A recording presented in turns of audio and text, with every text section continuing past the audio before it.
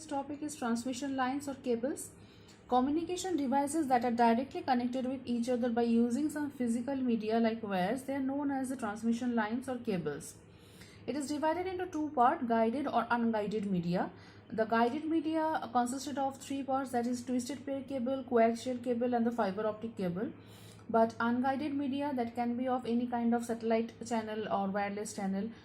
So here I will discuss about the guided one, that is twisted pair cable. Here at you can see the diagram of this twisted pair cable. It is consisted of some cable jacket and some pair of copper wire are twisted with each other.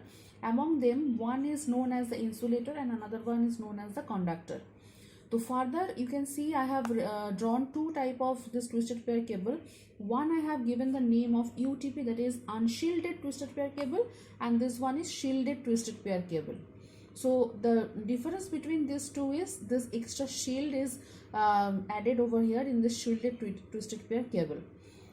Both the cables are used for the transmitting electrical signal, and you can see some examples of this twisted pair cable, that is 10 base T or 100 base T. What does this means? This 10 defines the 10 Mbps or the data rate of this cable, and then base defines that it can transmit the baseband signal or the broadband signal. Here it can only transmit the baseband signal, and T defines the length of the wire, that how much it will cover the actual signal. So here T means 100 meters only. So after 100 meters my original message signal will get attenuated, and it is used in the Ethernet LAN which is of less than 10 kilometer. So it is having some advantages, like it is very simple, it is flexible, it is easily connected, easy to install, it has low weight, and it is very cheaper. And these advantages are is attenuation. That is, if you are carrying a signal for a larger distance, then you need to have a repeater in between these cables, because repeater will help you out to amplify your signal.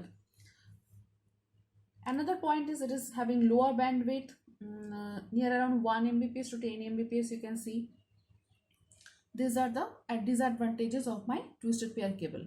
Next is coaxial cable. Again you can see this diagram. This is the most outer part, that is the plastic cover.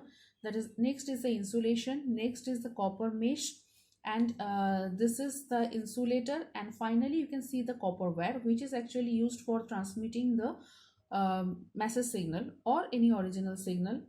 This kind of cable wire can be found in our cable TV and telephone companies, old telephone companies line, analog telephone network, to carry voice signal, or traditional Ethernet LAN because of its higher bandwidth.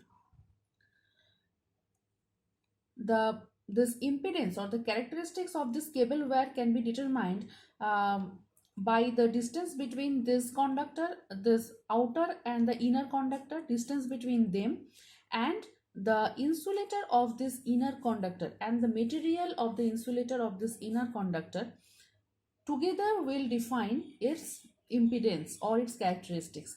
That is, it is 75 ohm for cable TV, and it is 50 ohm for Ethernet or thin net and thick net kind of network. And in coaxial cable also, like twisted pair cable, it is also divided into two parts, that is thin net and thick net. Here you can see I have written two different examples, 10 base 2 and 10 base 5. 10 base 2 is for 200 meter or 185 meter, which is known as thin net, and 10 base 5 is known as 500 meter, which is known as the thick net. Some advantages of this coaxial cables are transmission characteristics are far better than twisted pair cable. It can be used on the sheer cable network and broadband transmission, higher bandwidth. It is having high speed communication of 400 Mbps. And some disadvantages are expensive than twisted pair cable, not compatible with twisted pair. Means if you are designing one LAN with this coaxial cable, then after using some coaxial cable, if you think that you are going to use a twisted pair cable, that cannot be done. The entire network need to be done with either twisted pair cable or the coaxial cable. So they are not compatible with each other. Last but not the least, that is the fiber optic cable. you can see the diagram of fiber optic cable. Outer jacket, strength member, next coating, cladding and core. This coating, cladding and core, these three are the main part of my fiber optic cable. The previous two wires were used to transmit the electrical signal, but this optical fiber or this fiber optic cable will pass the signal in speed of light. So here we will see it will works on the concept of total internal reflection, and that is dependent on the 2 points, that is refractive index of the core need to be much higher than the refractive index of the cladding, and angle of incidence need to be greater than the critical angle. Like here you can see the outer line is the shield or the coating, next is this shaded part is the cladding, and inner part is the core. So if the light is reflected over here, then it will get reflected back to the next surface, and like that it will go out and get transmitted through the core. So that is why refractive index of core need to be much higher than refractive index of the cladding, and angle of incidence much greater than the critical angle. Some advantages of this optical fiber is immune to electrical and mechanical interface, suitable for harsh industrial environment, secure transmission and broadband transmission.